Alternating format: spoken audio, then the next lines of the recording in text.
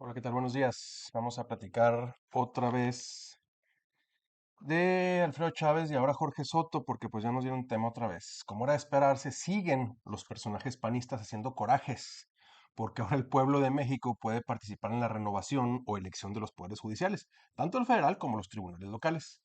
La democracia les hace daño, o sea, que el pueblo se involucre les asusta y que la gente decida, no los poderosos, simplemente lo aborrecen.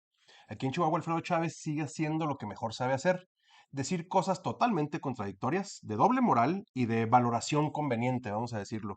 Ya en otro video les habíamos mostrado cómo por un lado exige que el pueblo de Chihuahua no lo ofenda, ni lo insulte, y hasta pidió que los corrieran del Congreso, pero por otro lado le dijo a Noroña que mentar la madre es un derecho y que aguante vara. No sé en qué constitución encontró el derecho a ofender aquí el catedrático Alfredo Chávez, pero bueno.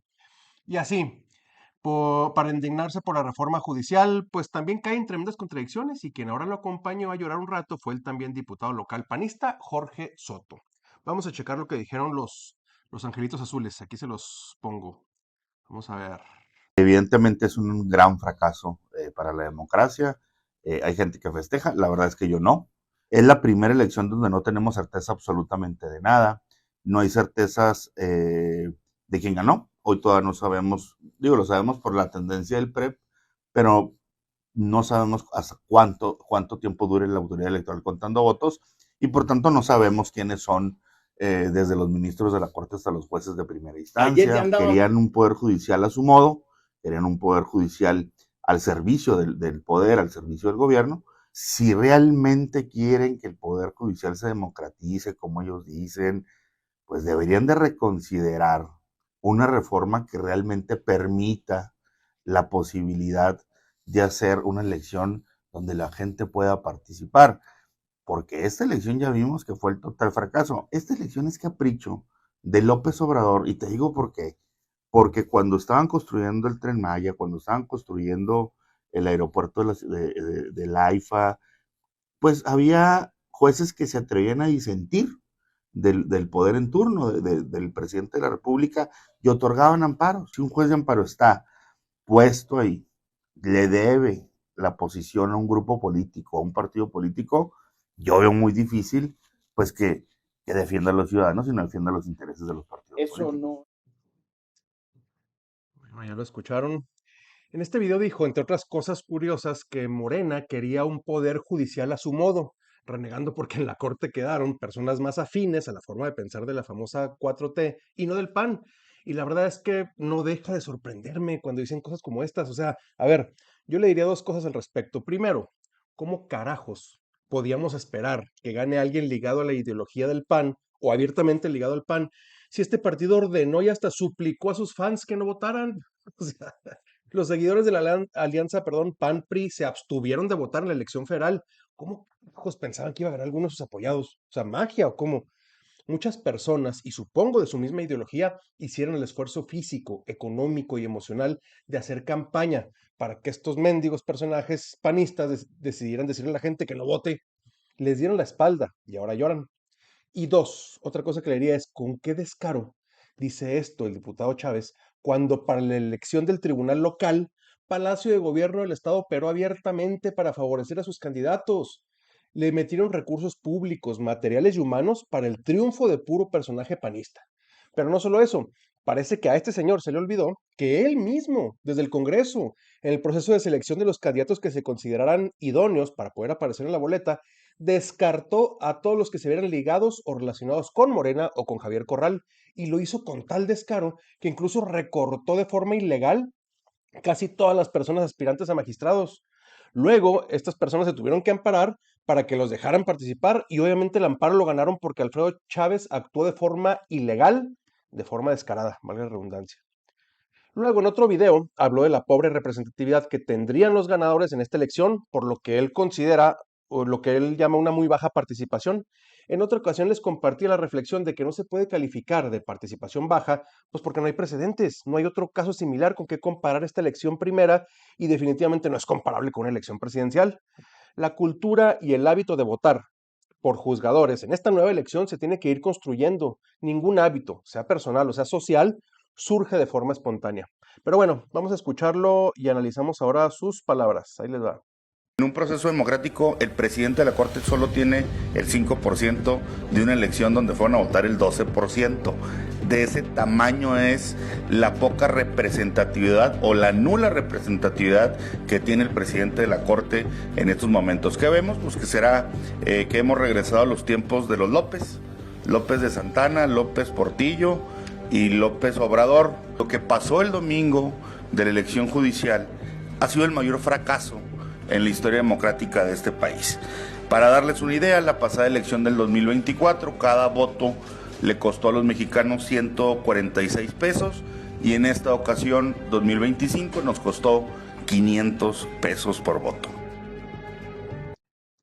Bueno, pues ya lo escucharon, interesantes datos los que nos comparte y con gusto yo le agrego otros datos usando su misma lógica. O sea, insisto que no son comparables ambas elecciones, pero vamos a usar los propios parámetros de Alfredo Chávez.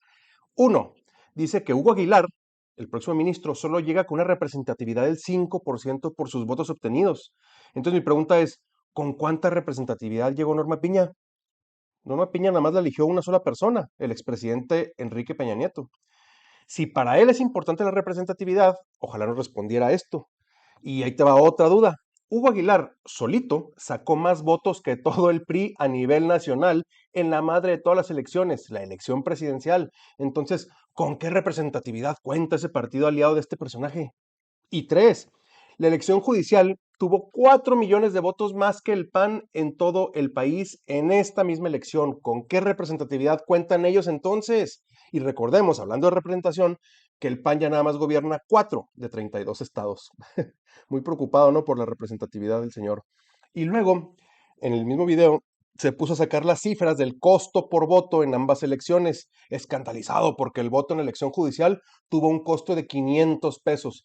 Pero en esa misma fórmula y en esa misma lógica, muy imprecisa por cierto, entonces debemos decir que cada voto del PAN nos terminó costando 1,200 pesos. ¿Y por qué digo que fórmula imprecisa?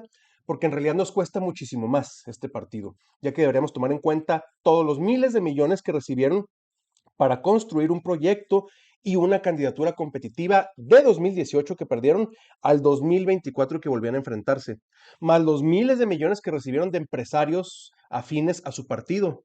Para los muy, pero muy pobres resultados que obtiene el Partido Acción Nacional, es sin duda un verdadero desperdicio de dinero, o usando sus propias palabras, el PAN, como posición actual, es el mayor fraude a la democracia en la historia de México. ¿No? Son sus expresiones.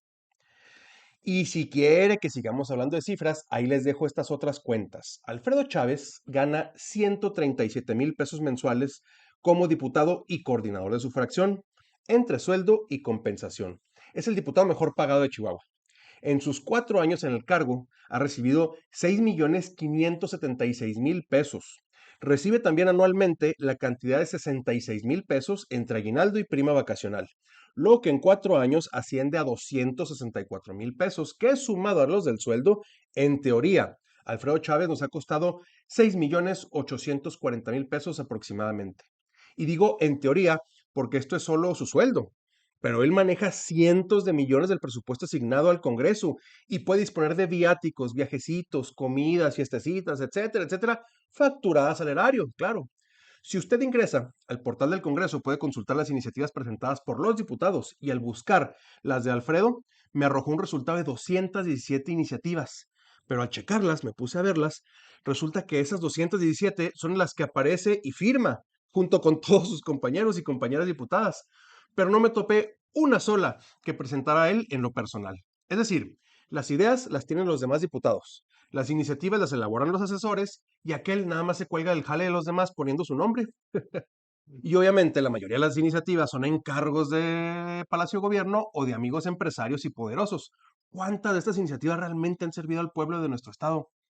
Así que, en la lógica de mi estimado Alfredo, ¿es este diputado un desperdicio de dinero para los chihuahuenses? ¿Es un fraude a la democracia de Chihuahua? Como que nos sale carito, ¿no? Y para concluir les dejo otra barrabasada del PAN, pero ahora a cargo del diputado Jorge Soto, y voy a cerrar con un video que lo desmiente.